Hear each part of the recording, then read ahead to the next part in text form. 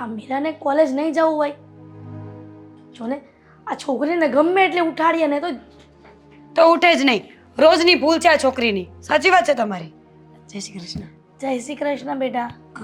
આ બધું છે ને ક્યારેક ગળા ફાંસો આવીને મરી જશો આમનામ. સારું ને મારી દીકરીને શાંતિ થાય. એની માં મરી જાય ને એટલે કોઈ જાતની રોક ટોક કચ કચ કાંઈ ન કરે કોઈ.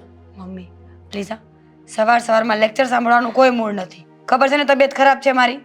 ખબર જ છે ને તું ક્યારે હાજી રહી છે. તને આમ ફરવા જવાનું કહે ને તો એકદમ ટકાટક મૂડમાં આવી જાય. આ વાત ઉપરથી યાદ આવ્યું. શું? આવતા મહિને ફરવા જવાનું છે મારે. પૈસાનો ઇંતજામ કરી રાખજો. હે પૈસાવાળી તને ખબર છે ને હા જો ને અંકિતા નથી જવાનું ફરવા. કેમ? કારણ કે બહારની દુનિયાની તમને ખબર નથી ને. આ તમારા ભાઈ બહાર સિટીમાં બીજા સિટીમાં રહીને માંડ માંડ પૈસા કમાઈને અહીંયા મોકલે છે. તો તમારું કોલેજ ને બધું ચાલે છે. ખોટા બહાર ફરવામાં પૈસા બગાડવાની જરૂર નથી. અને પૈસા બગાડો ને એનો કઈ ઇશ્યુ નથી. પણ મમ્મી જરાક આને સમજાવો મીરાબેનને કે બહારની દુનિયા કેવી હોય. બધા છોકરાઓ સરખા નથી હોતા. અરે વાહ ભાભી. તો છોકરા ને છોકરીઓ બધા હશે. આ તમને છોકરાઓનો અનુભવ કેવી રીતે થયો મને કહેશો? મીરા સીધી વાત છે મમ્મી. ભાભીએ કેમ છોકરાઓની જ વાત કરી? સમાજમાં એવું જરૂરી તો નથી ને કે ખાલી છોકરા જ ખરાબ હોય. છોકરીઓ ખરાબ હોઈ શકે, મોટી ઉંમરના લોકો ખરાબ હોઈ શકે. પણ કહેવાય ને કે માણસના અનુભવ બોલતા હોય. મીરા બંધ કરીને તારી બધી વાતો. તારી ભાભી કહે છે ને બેટા બરાબર છે પણ એનો ટોન જરાક અલગ થઈ ગયો. પણ એની વાતમાં સચ્ચાઈ છે દીકરા. અચ્છા શું સચ્ચાઈ છે? એ જ ફરીને હું પૈસા બગાડું છું એ સચ્ચાઈ છે એમની? એ નહીં દીકરા પણ દુનિયા દોરંગી છે. બધી રીતે આપણને ભોળવીને ગમે તે રીતે ફાયદો ઉઠાવી લે છે. દીકરીની જાત છે એટલા માટે તારી ભાભી કહે છે ને એ પણ વાત સાચી છે. પ્લીઝ મમ્મી દુનિયા આખી મતલબી છે ને તો એમાં આપણે પણ આવી જ જઈએ છીએ. આપણે કોઈ એલિયન તો છીએ નહીં. આપણે પણ ક્યારેક ને ક્યારેક તો એવું કંઈ કરતા જ હોય ને કે જેનાથી કોઈને નુકસાન થાય, જેનાથી કોઈનું ખરાબ થાય. ભલે ઇન્ટેન્શન હોય કે નહીં પણ માણસ તો આ બધું કરતો જ હોય. પણ જાણી જોઈને તો ના કરતા હોય ને. અમને શું ખબર? પણ ઘણા લોકોનું તો એવું હોય કે જાણી જોઈને સામેવાળાને ઠેસ પહોંચે ને એવું કાર્ય કરતો હોય. જો હું તમને કંઈ નથી કહેતી. તમે તો સીધા જ છો, સારા જ છો.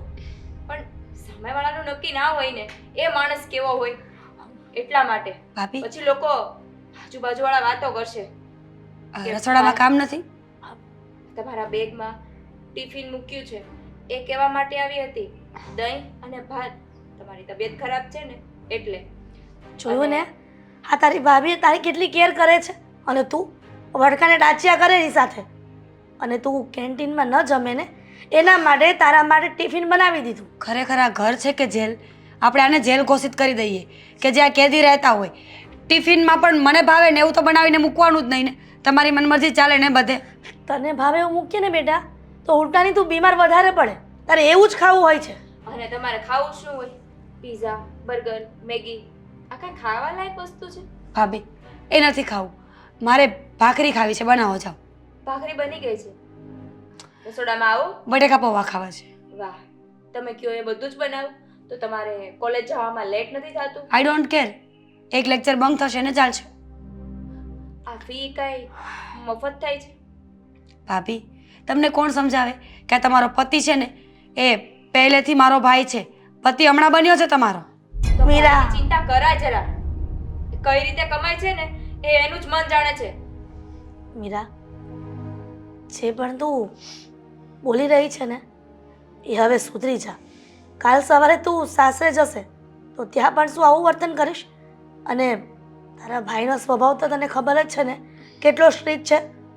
એને જો અંકિતા બધી વાત કરી દેશે ને તો તારો વારો ચડી જશે. 2024ની સાલમાં ભાભી અને હું સાડીના ડ્રેસમાં હોઈએ ને તો ખબર પડી જ જાય કે કેવો સ્વભાવ હશે એનો. મને ખબર પડે છે કે એનો સ્વભાવ તીખો છે. એનો અર્થ એવો નહીં કે તમે લોકો બધી જ વાતમાં મને રોકશો.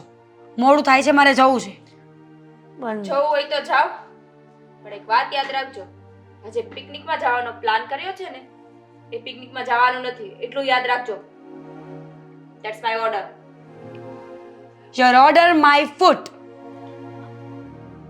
સમજાવીને રાખો આને. કોને સમજાવવા? બંને સરખા છો. હા તો ન સમજાવો, બેસો.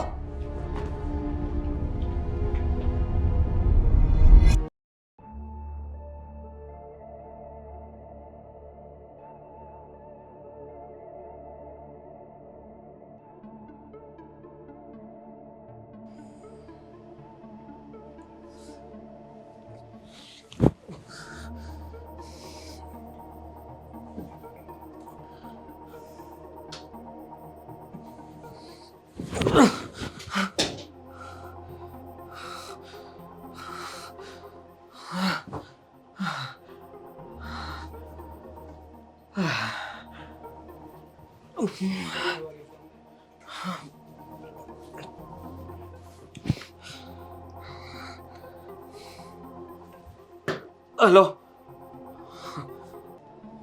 તમે વારંવાર મને ફોન ન કરો. જુઓ, હું શાંતિથી સૂવાની કોશિશ કરું છું, સૂઈ પણ નથી શકતો. પ્લીઝ તમે સમજવાની કોશિશ કરો. હું તમારા બધા રૂપિયા તમને પાછા આપી દઈશ. ધમકી નહીં આપો.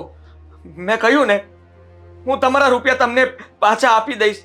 મારે થોડા સમયની જરૂર છે. પ્લીઝ પ્લીઝ સમજો ને. જુઓ, હું એક વિદ્યાર્થી છું અને તમે મારી સાથે આવું ન કરી શકો. માનું છું કે મેં પૈસા તમારી પાસેથી લીધા હતા, પણ આ નશો કરવો એ બધી આદત પણ તમે લોકોએ જ લગાડી હતી મને.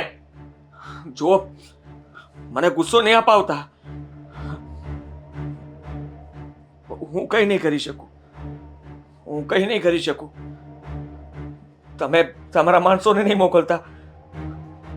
હું તમારા પૈસા પાછા આપી દઈશ. પ્લીઝ પ્લીઝ તમે મારી વાત સમજો. મને થોડો સમય આપો.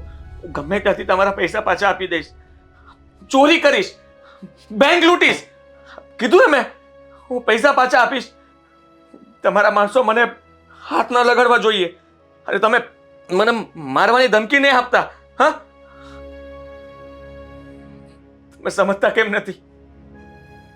છેલ્લા કેટલા દિવસથી હું સૂઈ નથી શકતો.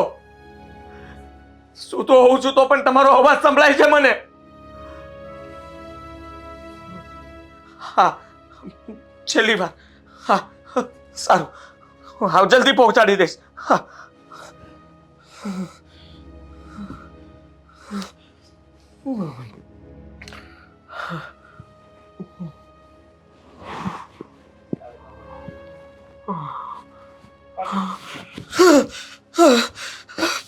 ફરી પાછો ફોન આવ્યો આ લોકોનો. હું ફોન નહીં ઉપાડું તો એ લોકો અહીંયા આવી જશે. અહીંયા આવશે તો મને મારી નાખશે તો ના. હાલો, હું તમારા... અરે કેમ અકળાઈ ગયો? સાગર બોલું છું. અને ફોન ઉપાડવામાં આટલી બધી વાર શું કરતો હતો યાર? કઈ નહીં સાગર, સૂતો હતો. અને એક વાત કહેતો, હા એટલા સમયથી કેમ દેખાતો નથી? ફોન બોન કંઈ કરવા નથી, અને હું ફોન કરું તો ફોન પણ નથી ઉપાડતો. જો થોડો કામના લીધે હમણાં બહાર હતો, એટલા માટે કોલેજે પણ નથી આવતો. જો આમને એમ ચાલતું રહ્યું ને તો ફેલ થઈશ, પછી મને ના કહેતો. હા સોરી, મને ખ્યાલ છે હમણાં એક્ઝામ નજીક આવે છે, પણ સાગર તારી એક મદદની જરૂર હતી. મદદ? બોલ ને, શું મદદ કર્યું? હા સાગર, આ તારું તો આખું ફેમિલી અહીંયા રહે છે. તને ખબર છે ને કે હું એકલો રહું છું.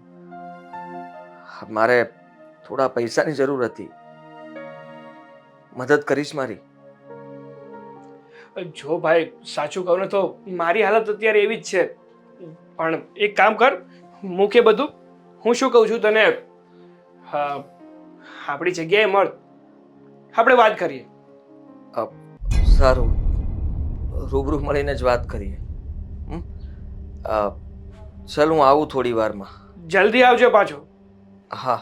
નકર પાછો સૂઈ જઈશ. હા ના, એટલે સૂવાની કોશિશ કરું છું પણ સૂઈ નથી શકતો. થેન્ક યુ, તે ફોન કરીને યાદ તો કર્યો મને. હા હા, હવે બહુ સારું ના લગાડ ને જલ્દી આવ. હા આવું છું. સાગર પૈસાની મદદ કરે તો સારું, પણ સાગર પાસે પૈસા જ નહીં હોય તો શું મદદ કરવાનો? અને જો હું આ લોકોને પૈસા નહીં આપું તો ખબર નહીં આ લોકો મારી સાથે શું કરશે. કંઈક તો કરવું પડશે ને.